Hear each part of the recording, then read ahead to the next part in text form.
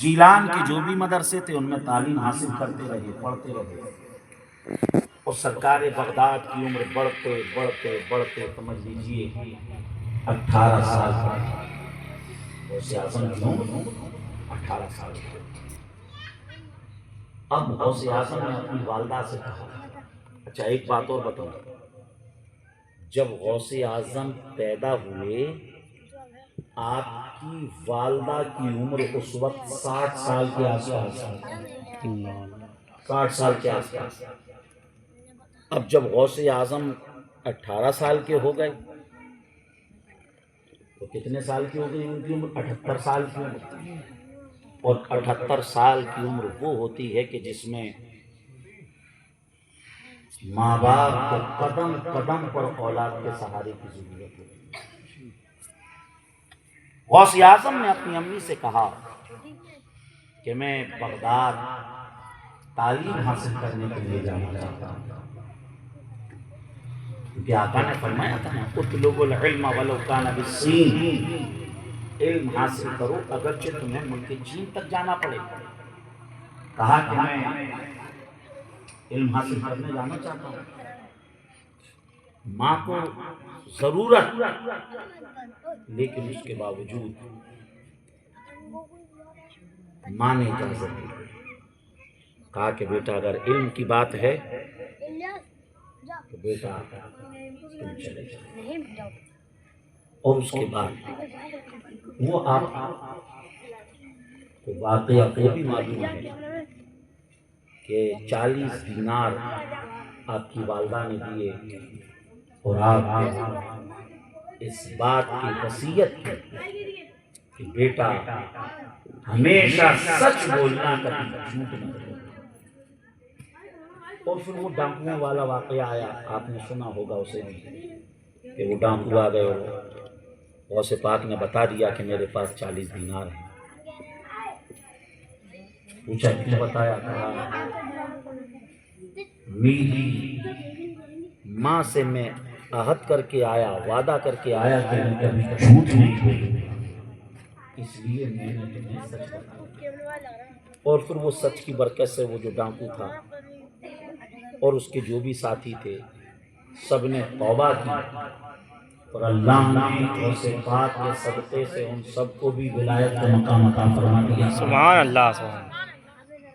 تو اب اس واقعے کو تو ہم بار بار سنتے ہیں، اتنا سنتے ہیں کہ یہ واقعہ ہمیں یاد ہے، لیکن اس سے ہمیں سبق کیا ملتا ہے؟ ہمیں درس اس سے یہ ملتا ہے کہ ہمیں کبھی جھوٹ نہیں بولنا ہے۔ اللہ نے قرآن میں فرمایا لعنت اللہ علی الکاذبین، جھوٹوں پر اللہ کی لعنت۔ اللہ نے فرمایا یا ایھا الذین آمنوا اتقوا اللہ وکونوا مع الصادقین، ایمان والو اللہ سے ڈرو اور سچوں کے ساتھ ہو جاؤ۔ اور اسی کے ساتھ حدیث شریف میں آقا کریم صلی اللہ علیہ وسلم سے پوچھا گیا یا رسول اللہ کیا مومن بزدل ہو سکتا ہے؟ یا رسول اللہ مومن بزدل ہو سکتا ہے؟ ایکون المؤمن جبانا؟ فقال رسول اللہ صلی اللہ علیہ وسلم نعم، کہ ہاں مومن بزدل ہو سکتا ہے۔ پھر پوچھا گیا یا رسول اللہ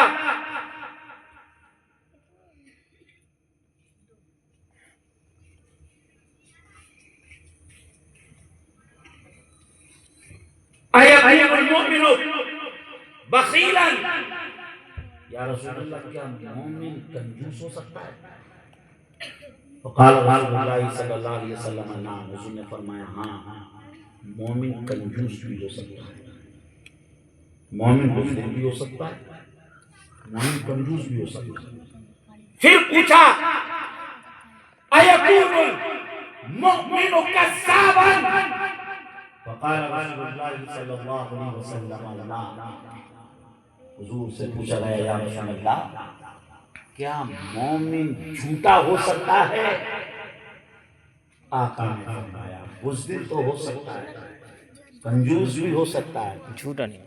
مگر مومن جھوٹا نہیں۔ اب ہم اپنا محاسبہ کریں کہ ہم کتنا جھوٹ بولتے ہیں، اور اگر ہم جھوٹ بولتے ہیں تو پھر سمجھ لیجئے حضور کے اس ارشاد کے مطابق اگر ہم اپنے آپ کو جانچیں گے تو پھر کہیں نہ کہیں کسی نہ کسی طریقے سے ہماری ایمان میں کمی ہے۔ عربی کا مقولہ ہے الصدق ینجی والکذب یہلک، سچائی میں نجات ہے اور جھوٹ میں ہلاکت ہے۔ جی بہرحال غوث اعظم بغداد پہنچ گئے۔ 18 سال کی عمر میں غوث اعظم نے سفر شروع کیا تھا، اور غوث اعظم تقریباً 25 سال تک آپ علم حاصل کرتے رہے، بلکہ بعض روایتوں میں تو 32 سال۔ آپ نے کتنے سال علم حاصل کیا؟ 32 سال۔ 18 سال کے آپ تھے اور 32 سال، مطلب یعنی تقریباً جب 50 سال کی آپ کی عمر ہو گئی تب تک آپ پڑھتے رہے، اور اس کے بعد پھر آپ نے پڑھانا شروع کیا۔ غوث اعظم رضی اللہ تعالیٰ عنہ بغداد میں، اور ادھر ماں سے لوگ کہتے کہ عبد القادر جیلانی کو بلا لیا، تمہارے بڑھاپے کا سہارا، اولاد بڑھاپے نہیں کام آتی ہے۔ تو آپ کی والدہ کہتی نہیں، میری تو زندگی جیسے تیسے گزر گئی ہے اور گزر جائے گی، لیکن میرا بیٹا پڑھنے کے لیے گیا ہے، اور تم جو آج مجھ سے کہہ رہے ہو کہ ان کو بلا لو، ان کو بلا لو، دیکھنا جب میرا بیٹا پڑھ کر لوٹے گا تو تم کہو گی کہ فاطمہ تو نے اچھا کیا اپنے بیٹے کو پڑھنے دیا۔ سبحان اللہ سبحان اللہ۔ اور غوث اعظم کی والدہ نے جب بھیجا، ماں باپ جس طریقے سے نصیحت کرتے ہیں کہ بیٹا خوب محنت سے پڑھنا، دل لگا کے پڑھنا، خاندان کا نام روشن کرنا، علاقے کا نام روشن کرنا، ایسی نصیحتیں کرتے ہیں۔ غوث اعظم کی ماں نے بھی اسی طریقے سے نصیحتیں کی ہیں، بیٹا خوب محنت سے پڑھنا، خوب محنت سے پڑھنا۔ عزیزان محترم، اب غوث اعظم محنت سے پڑھ رہے ہیں، جو پیسے 40 دینار لائے تھے وہ ختم ہو گئے، اور اب عالم یہ ہے کہ کھانے پینے کو کچھ نہیں، پتوں پہ گزر بسر ہو رہا ہے۔ اور کبھی کبھی تو ایسا ہوتا بھوک کی وجہ سے بے ہوشی طاری ہوتی اور لوگ سمجھتے کہ ان کا انتقال ہو گیا ہے، اور میرے کفن دفن سب کا غسل کا انتظام ہونے لگ جاتا ہے، اور اس کے بعد پھر اچانک سے مجھے ہوش آتا۔ آپ اندازہ لگائیے کتنی آزمائشوں سے غوث اعظم رضی اللہ تعالیٰ عنہ کی زندگی بھری پڑی ہے، کھانے کو کچھ نہیں۔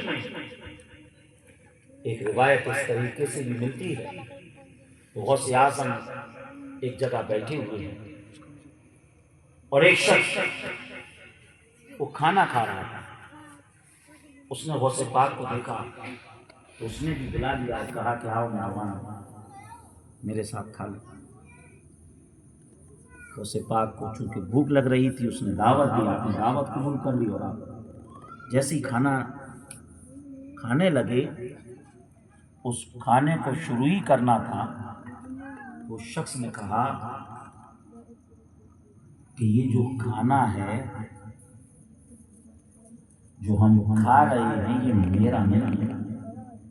غوث پاک کا لقمہ رک گیا، کہا کہ جب یہ تمہارا نہیں ہے تو پھر تم نے مجھے انوائٹ کیا، دعوت دی، بلایا کیسے؟ کہا میں جیلان کا رہنے والا ہوں،